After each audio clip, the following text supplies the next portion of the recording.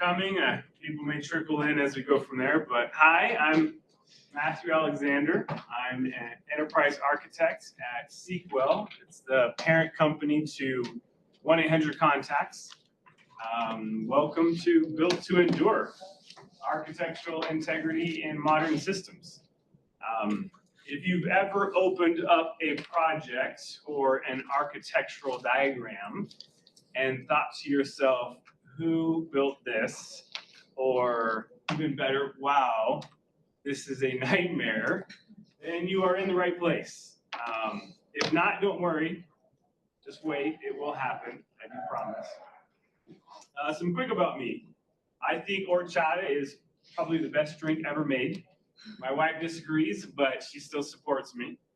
I've never been a tester or a quality professional in my career. So I do feel a little bit like a redneck out in the woods at this conference. But my mantra is to questioneer things, to questioneer it, which is really about asking questions that then help to get to the heart of the real issues. And then also at the same time, design a solution to the problem that we're experiencing. Every system drifts towards disorder. I'm sure you've seen it in your code bases. I get to see it at my house. So on Monday, the place is pretty clean. But by Friday, socks have migrated to new ecosystems. You have books that are multiplying across the floor. And there's this mysterious pile of stuff that is in the living room taking ownership. And by the weekend, it's really damage control, prepping for Monday's reset. Sometimes it feels like a forever repeating Friday, like Groundhog Day with Bill Murray. And I'm hoping this sounds familiar because software systems really are no different. They drift toward disorder. The mess, the chaos, that slow falling apart, that's something that we call entropy. And entropy is a measure of disorder in a system.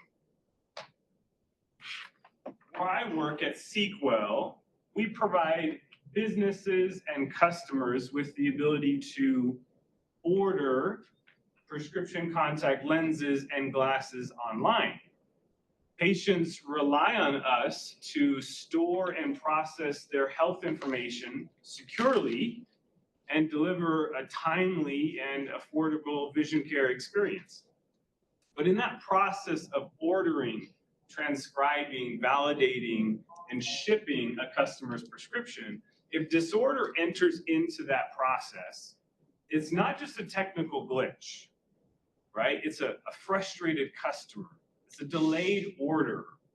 It's lost revenue. Maybe it's a loss of trust in our gajillion% promise, or potentially worse, a compliance issue that we have to resolve, a violation. And that's the bigger pattern, right? Systems with high entropy are harder to understand. They're harder to change, and they're more prone to failure. So disorder always comes with a bill. And the longer that it's left unchecked, the more it has time to compound. Because all systems drift toward disorder, we have this law that says energy must be applied to keep a system in check. Now that's the reality of every code base, every architecture. It will decay. Complexity by nature just grows. Entropy builds. And so keeping that disorder in check requires not just deliberate, but consistent effort over time. So if high entropy is natural and it's inevitable, how do you fight against it as testers, quality professionals, engineers, whatever role that you have in your organization? And really the solution comes down to something called architectural integrity. Now, when you think about integrity for people, you often think of trustworthy or dependable. But in the sense of systems, architectural integrity covers three core categories: consistency, alignment, and resilience. Modern systems aren't static, right? They evolve.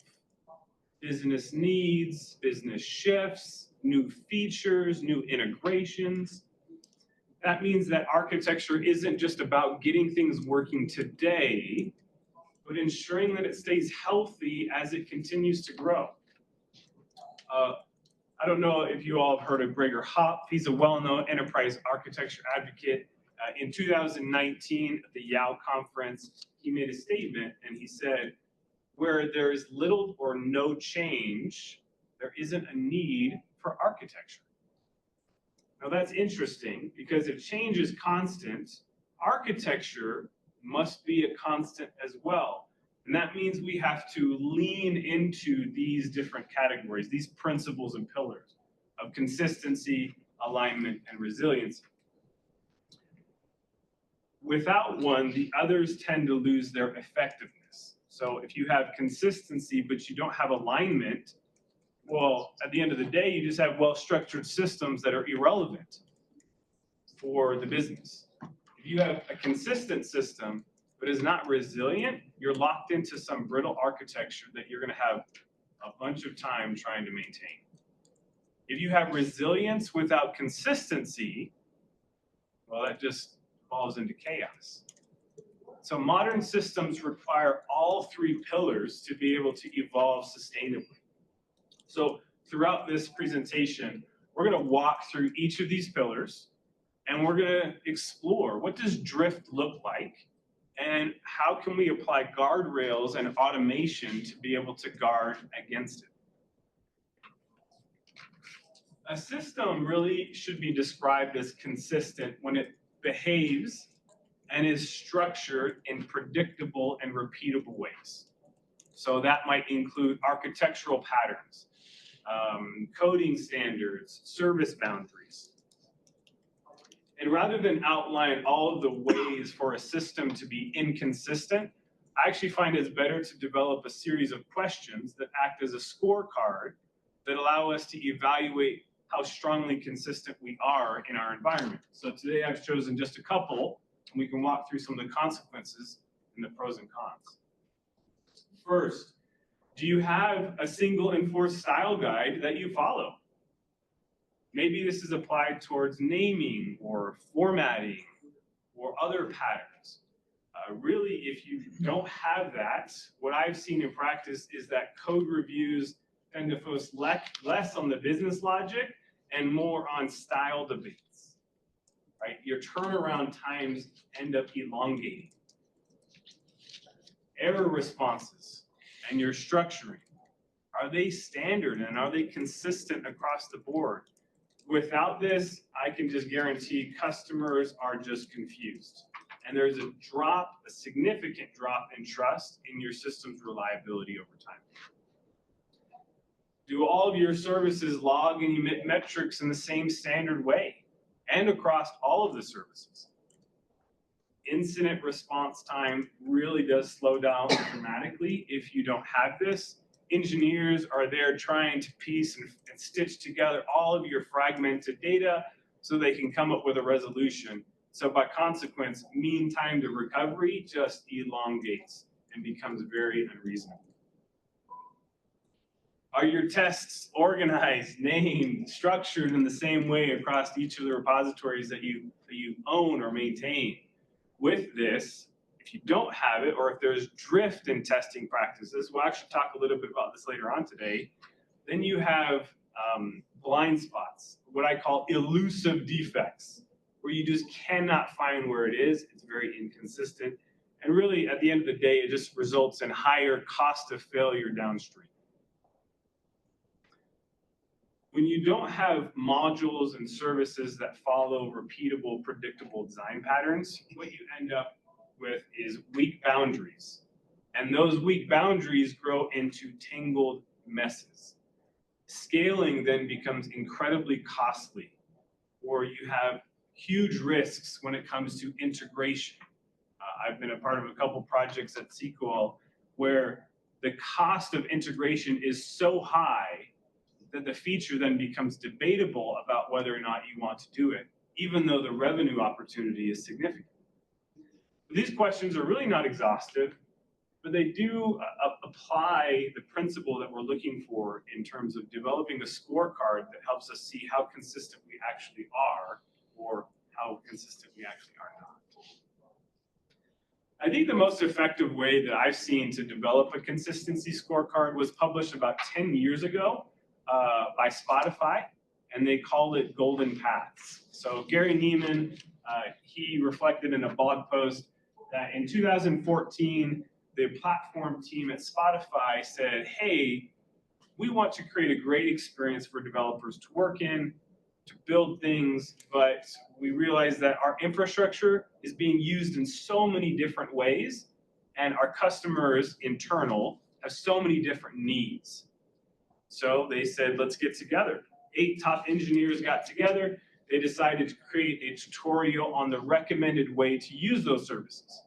And so out of that was born the Golden Path tutorial. Now, a Golden Path is the opinionated and supported way to build something. That really is a web service, a backend service, a website, maybe it's a data pipeline. Consequently, the tutorial is that step-by-step guide that guides you through how to develop in line with the recommended way to use that service. That was Spotify's journey about 10 years ago. Sometimes we might call a Golden Path technical documentation, but it's a little bit different. At SQL, we actually had the same experience because we saw the same problems. 25 years worth of systems created an enormous amount of inconsistencies and variabilities in how we were solving problems. So we would have the same problem, but each engineering team would solve it slightly differently. Because of that, our delivery throughput was slowing down. Right? Engineers were spending a significant amount of time learning how something worked rather than developing the new features. And so with that, if you had a question and you didn't spend time in deep learning, you were trying to find somebody who had been at the company for about 15 years to be able to get your question answered. Cognitive load also increased because the systems that we were building, they looked and behaved only slightly differently. And so context switching between the environments caused a huge, expensive issue that we had to deal with. Lastly, we had a compliance risk because of it. We have to securely store and process personnel health information. We have to be able to audit our systems. We have to be able to make sure that we're handling data flows, observability, whatever else it might be in a very consistent manner. So when the auditors come in, we can give them very confident responses. And without that consistency, there's more opportunities for mistakes to happen, for things to be missed along the way. So, like Spotify, we needed to use Golden Paths to be able to create this model that allowed us to unify how our infrastructure was being used and then provide those tools that individuals could use to be able to get the job done in that consistent manner. We had Golden Paths, and they were in 2 different contexts. The first one was around a local context. So we had the prescription management team. They were building a replacement for their prescription management system. Now, the previous version, it was filled with inconsistencies. You really had to understand what was actually going on. Customers would come, it would be a constant back and forth. How do these systems work? What does that data look like? I don't understand. What's this nuance? It was eating up so much of the developer's time. So as they built out the new system, what they prioritized was the customer experience. How do I want customers to interact with these systems? And what does that look like? Over globally, in enterprise architecture, we had a different problem. we were trying to align 3 different businesses, 15 different teams on how they were to develop their infrastructure, how they were to develop back-end services. And so if we didn't have that consistency, we couldn't create a roadmap for how the business should move forward with regards to cloud innovation, on-premises, data centers. And so with that, we did invest in an effort to be able to create a golden path that was like a scaffolded repository that included very fine-grained details on how do we do logging for standards as well as metrics. What does the deployment or CI/CD process look like? Security standards. And so with this, we were able to create a result that allowed developers to create compliant services in a very quick manner. We created consistency across the board. And at the same time, we also found a lot of features that were unused that teams were providing, or that were misused, or that were actually missing. And so through this process, we were able to create alignment and clarity inside of teams' roadmaps. We were also able to shift some of the responsibilities from engineering teams over into platform engineering for greater efficiencies so we could continue to move down the path that we wanted to. So the lesson was really clear. Locally, the effort of doing a golden path, the effort of doing a golden path reduced friction day-to-day for engineering teams. And then on the global sense, it actually allowed us to align the organization's progress. What direction are we trying to head in? And let's have those conversations. People think that the result is what you actually are focused on. But my work says that the process and the conversations that happen along the way are infinitely more important. So while Golden Paths, they do promote this architectural consistency, without automation, consistency really is only as good as our best intentions. And what I have seen over time is that our strength to do things degrades. And we're just like, oh man, I don't have the strength to even have this conversation. I know I'm not going to win with it. So fitness functions start to come in. They're introduced in 2017 in a book called Building Evolutionary Architectures. It was by Neil Ford, Rebecca Parsons, and Patrick Kua. And fitness functions are objective assessments of architectural integrity. In practice, that means they're measurable. Think metrics or checks. And those then tell us how close we are or aren't to a particular goal that we're trying to achieve.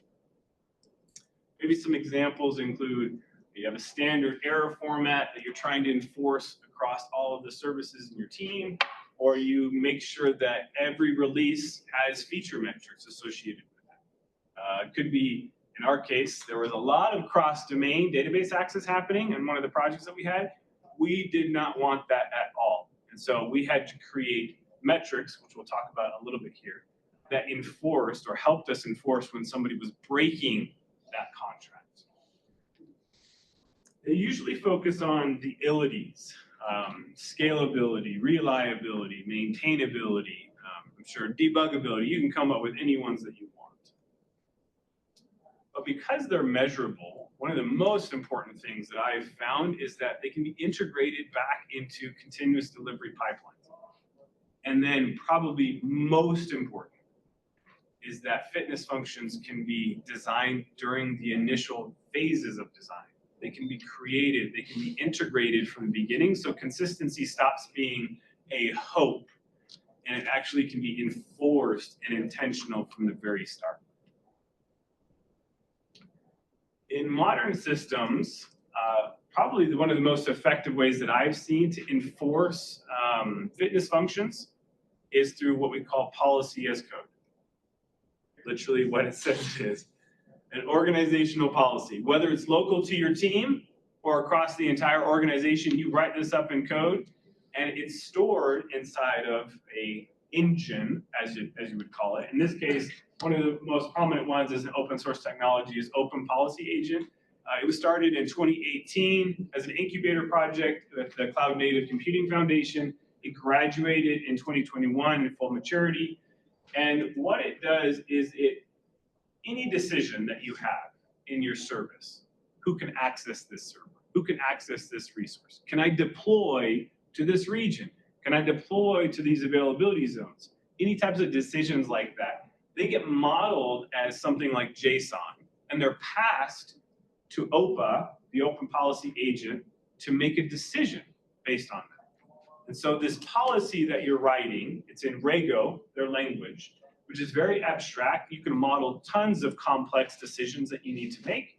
It then evaluates against the policy that it has, and then it passes back a decision.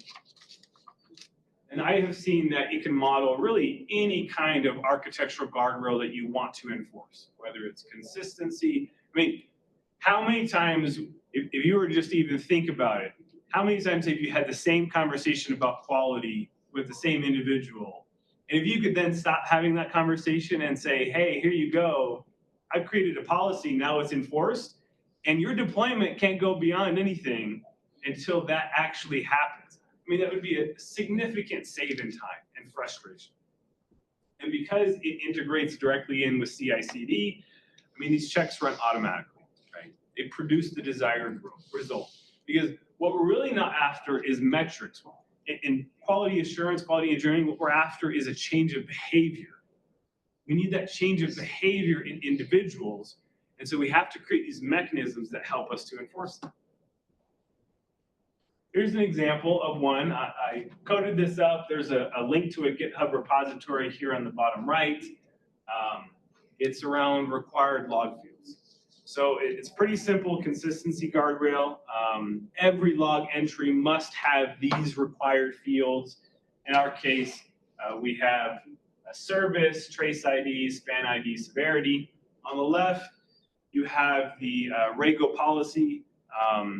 It allows us to look at each of the entries, enforce that. It gives back error messages if it doesn't follow that policy. It will then use, in this case, it just says, hey, this ID didn't have this. Developers can go fix their stuff, make sure it follows the policy that you're trying to attempt. And so full code examples, like I mentioned, are over here on GitHub. Take a look at it, play with it, try them out directly.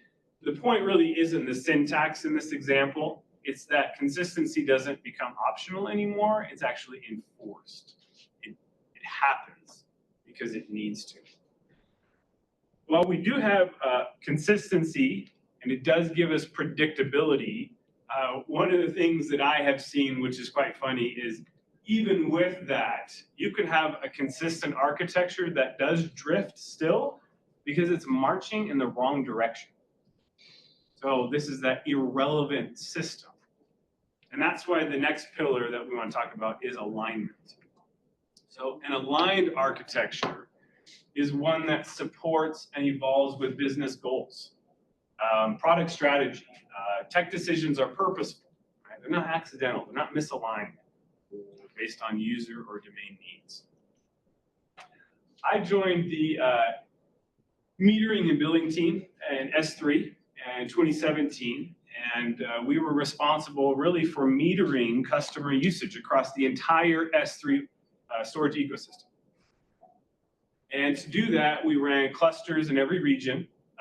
Some of them had hundreds of servers. We sifted through billions of objects every day. Eventual consistency was a massive pain. And then after the end of what we produced petabyte scale artifacts that were for each region. And developers and analysts could query this. But here's the irony. Despite all of that sophistication, our testing infrastructure had shifted significantly. So a couple of days after I joined, I had found out that about half of our tests were disabled. And I was like, wow, this is pretty significant. So I have zero clue if the architecture is in line with what the business intends. I have zero clue what value these tests provide, how to get them back into the state where they're usable. Nobody could explain it to me. The engineers that were the original ones who wrote it, they were gone, nowhere to be found. And so what was the consequence, right? We lost knowledge. There's tons of blind spots. We had to do a lot more manual testing rather than automated testing to be able to have confidence that what we're doing was accurate, was right. But the interesting thing about it is our architecture still stayed aligned with product goals and business goals. The question is how. That actually comes down to two things: architectural decision records and product metrics. So architectural decision records, we used to call them design documents. In modern parlance, I guess it's ADRs. ADRs are a lightweight document. They describe three things: the problem that you're trying to solve, the decision you made and why, and then the trade-offs that you considered. And it's inherent to their objectives and principles. So with that, they're meant to preserve long-term compatibility, stability. They're also capturing trade-offs and thought processes to prevent that churn. How many times have you had the same conversation with different people because they asked the same thing, but it was never documented down? They also are a mechanism to drive consensus and alignment among those interested parties. And what does it look like in practice? So here's a template. It's pretty simple. You describe a motivation. What's the problem you're actually trying to solve? Perspective-based goals. As a security engineer, I want to. As a software engineer, I want to. As a business owner, I want to. You define that out. Various different perspectives. And then what was the change that you're proposing? But what was the consequence as well of that change? Right? Does that limit you down the road? Does it mean you have to redesign your architecture? Hopefully not. And then also you need to document out rejected alternatives. Why did you not do something? So that you avoid those conversations in the future. Why didn't you do it this way? I think we should have done it. No, we really discussed it. So the effort that you put into it actually should be proportional to the magnitude of the change. If it's small, just a couple of paragraphs. If it's large, do a really big detailed design discussion to make sure you're doing it the right way. The other thing that helped us stay aligned was product metrics. So we needed those signals to be able to tell us what was actually happening. I'm just going to highlight three areas that I have found really helpful in product metrics. The first being a customer metric, customer focus, right? In the SQL example, maybe that could be the average time it takes for a customer to complete the ordering experience. Or maybe it's the drop-off rates that happen during checkout. These things help us understand if architecture is creating friction in that customer's journey. System metrics. They do cover a broad range, but for today, just talk about maybe they're the process metrics that flow into business KPIs. Using SQL as an example again, maybe that's the time it takes us to validate a prescription. When that starts to change, I understand that there's problems. And how can I then adjust the architecture to support that? The last one that I really found helpful is forecasting. Benchmarking your expectations against reality. With that, it's really important. So maybe you thought, hey, our architecture can support a 20% load increase, but your CPU and other things over a historical trend doesn't support that. So then you have to adjust, you have to fix. And so they provide this lens, both customer, system, and forecasting metrics. They provide this lens into what's happening. Is our architecture still aligned with where it should be and where it needs to go? But alignment does keep us pointed in the right direction at the right goals, but we all know systems experience problems, right? We have to make sure that they stay up. We have to make sure that they stay resilient. And with that comes resilience. So a system is described as resilient when it adapts to change without collapsing its structure or principles, right? It can scale, it can refactor. It can then preserve its core architecture over time.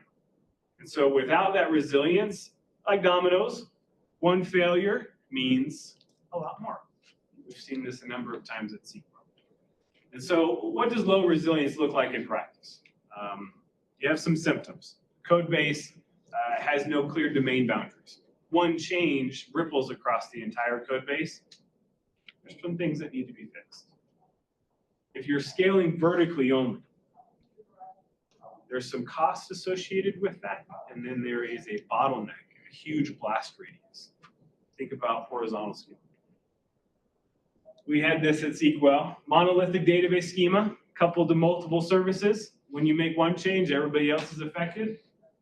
It's traditionally how they used to do it. And so that's another symptom of low resilience inside of your system. Last one I mentioned was failure in one service cascades into many other ones. So how do you then prevent that? What are some guardrails, right? I'm just going to give you a couple of examples. Domain-driven design helps to clearly establish those boundaries in your architecture that you can isolate change with and risk. Consumer-driven contracts, I really encourage you all. It shifts, it flips the paradigm so that producers, you're not coming to a producer and saying, hey, you have a problem with your architecture. Instead, they're coming to you and saying, oh, I realized that I actually caused a breaking change in your tests. Let me see how I can fix this. Many of these other ones are just standard techniques that are pretty applicable, understandable across the industry right now. And so resilience is really what keeps a bad day from turning into that catastrophic week. So the more that we can have our systems of resilience, we can have our customers have experiences like, hey, we experienced a hiccup, please retry again, versus, hey, we're down right now, come talk to us next week. And so as we look at a summarization of the presentation so far, what we have are two things. It's really a common thread across two different entities. The first one is that guardrails, they create the necessary boundaries for us to operate. Then on the flip side, automation makes them sustainable at scales. So guardrails are like the lane markers on the highway. They tell you which way to stay in.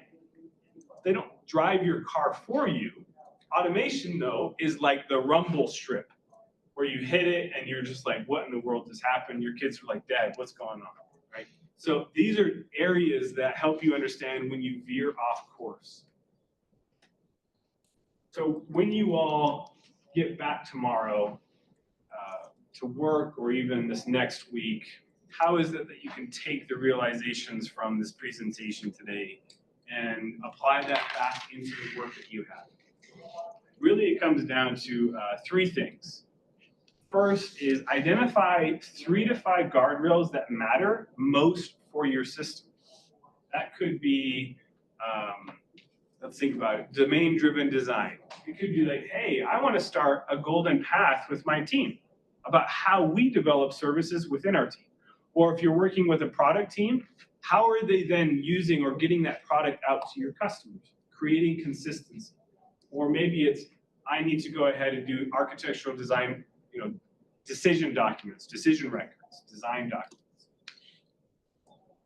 The next one is really picking one automation tool and then integrate that back into CI/CD.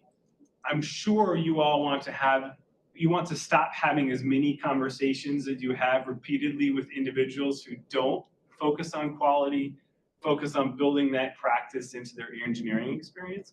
So with that, these automation tools, that could be a fitness function that you bring back in through policy as code, could be other mechanisms. That helps you to be able to ensure people are not just listening to, but doing what you're talking about. And then the last one, I think, is probably the most important. Drive alignment. It's not about getting to alignment, it's about driving it. And I have found that architectural decision records, ADRs, design documents, actually help to drive it. It's the mechanism that's the most important rather than the document itself. Thanks, everyone. That's it.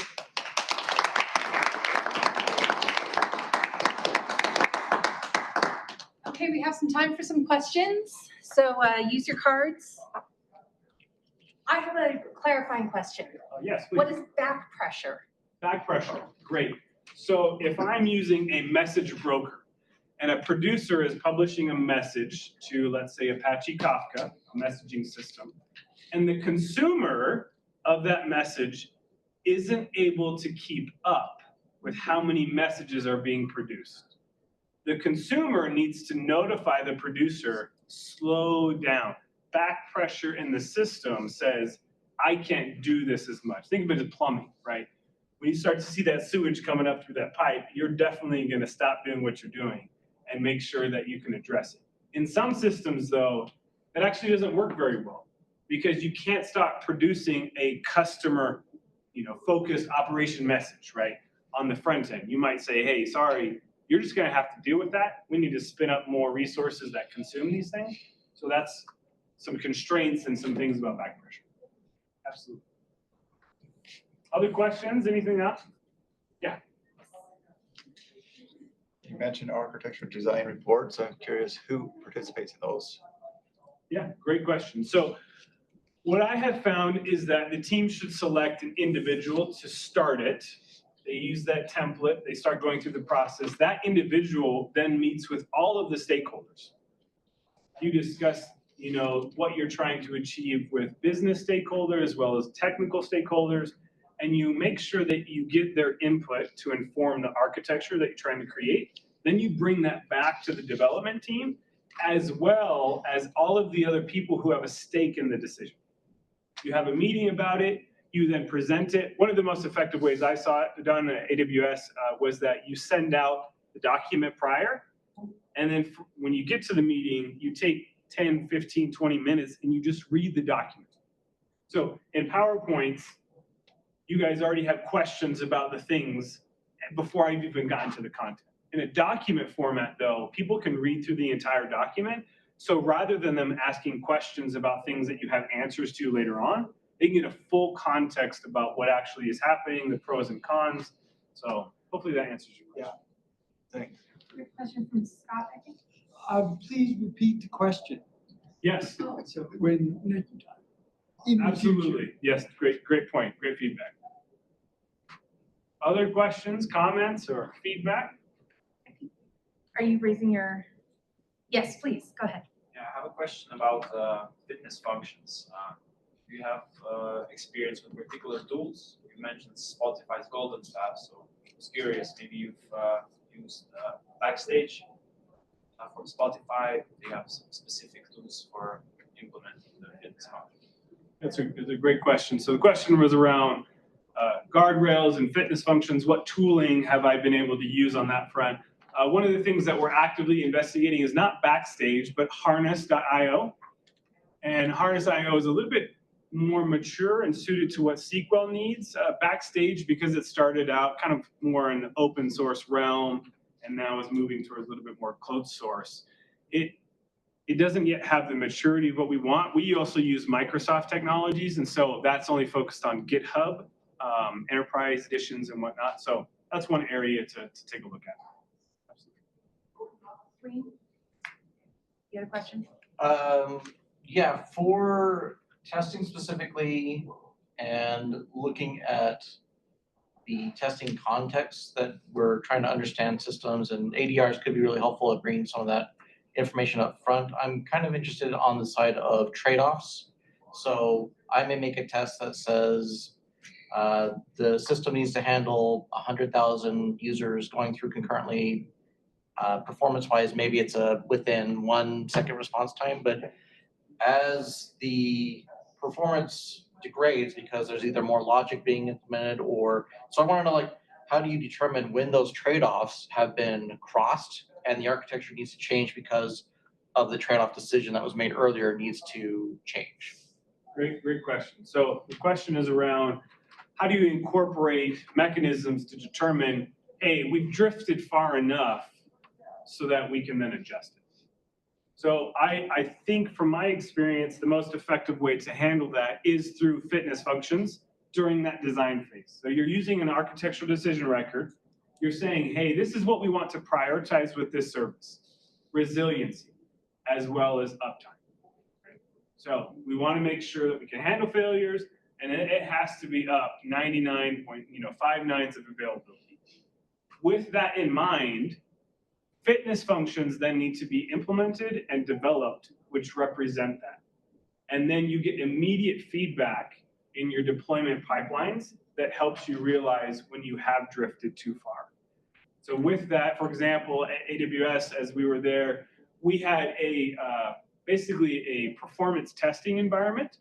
And that performance and testing environment would let the code sit there for a day and a half and it would just batter it with tests. If there was any problem there, any problem, we did not deploy to production. And it was because we had designed our fitness functions around uptime and resiliency and performance. And that we were able to then see through our metrics, hey, we are deviating from the path that we're on, and we need to do something right now, not just the best intention of that. Other questions? Griffin, I saw you pull out your Yeah, card. can I build off of that? So I like what you just said. I think the test group can do two things really important. One is early ask the question. Yeah. And the coolest ones are when two architects from different groups disagree about what the goal is, or under this stress condition, Yeah. this is what's going to happen. The coolest one is when you are then able to test that and you get a third answer. Yeah. It doesn't agree with either of them. I think it's great feedback. It's a great Yep. comment. So looking for opportunities as a test group to actually do architectural confirmations or investigations is incredibly valuable. And what we see really is that fitness functions across these three areas, consistency, alignment, resilience, at times they may conflict with each other, right? If you want to have something that's incredibly resilient, maybe one of your fitness function goals is to keep the cost down. Well, that may not be in line with a very resilient system where you want to try to deploy it across various different regions and availability zones. So be aware and be okay with conflict. Document it down, though, what you decided to do and why you acknowledged one was more important than the other. Any more questions, challenges, things that you, yes, go ahead, Griffin. So system architectures are holographic images of the organization structure that built them.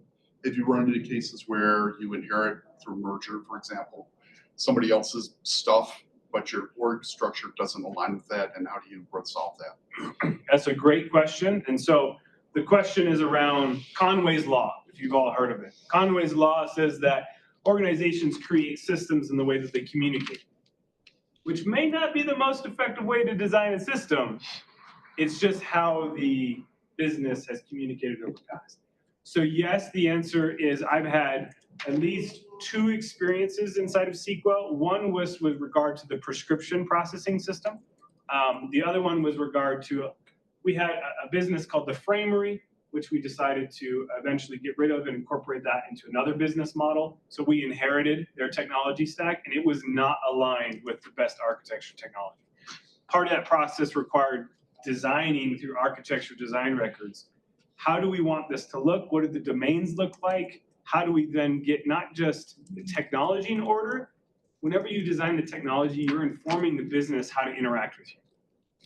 You are developing a product with whatever you build. And so with that, I then had to then change the business to adjust how they did compliance, how they did fulfillment. And it's a slow process. Really, it is that slow burn. Don't come in as a wrecking ball. Come in as, hey, we're going to make this change, and it's going to change how you process things. But I'm pretty convinced we'll have metrics that show us how aligned we are to the goals that you're trying to achieve. Food for thought. Go ahead, Griffin. I build off of that. Yeah. One of the interesting problems, speak to this, is adjusting executive management's expectations of, oh my God, we just bought this wonderful thing. It completely integrates in. And then integration doesn't go as smoothly. Have you run into those particular cases and how you adjust executives' hopes and wishes being not crushed, but adjusted? Yeah, it's a great question. So the question is, when you have a system that's purchased and they've been following that selling hype of, oh, this is going to solve all of our problems, how do you then set expectations around reality? And we've had this occasionally at SQL. For example, one of the things that we had to decide at the very beginning was glasses fulfillment. Do we buy a a warehouse management system, or do we build one? And how do we know which is better? And a lot of this involves a lot of subjectivity. And I've partnered with, and I think it's great for us as engineers to actually develop a relationship with financial analysts, because they help us see a whole different world in terms of like operational expenditures, capital expenditures, how that then works into our overall flow and how we can pitch things so that they actually get accepted.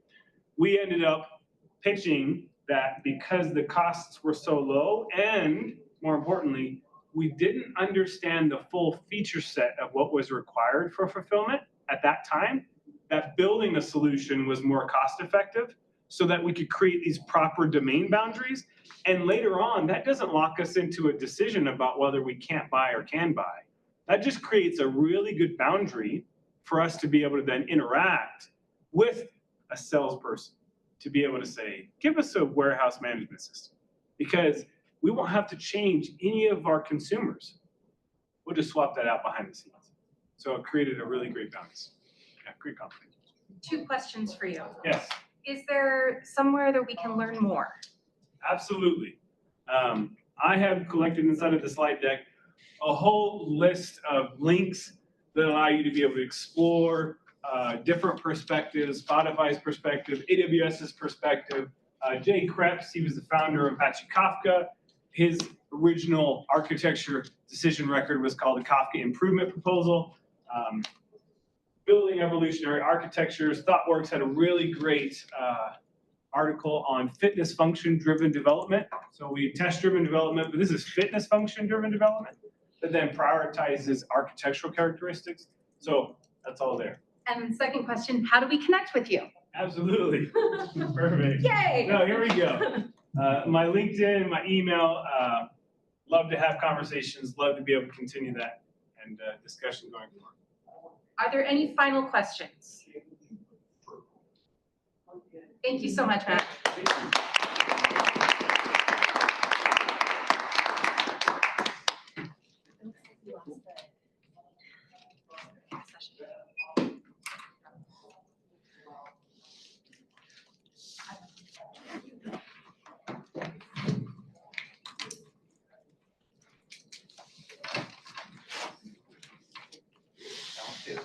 Sounds good.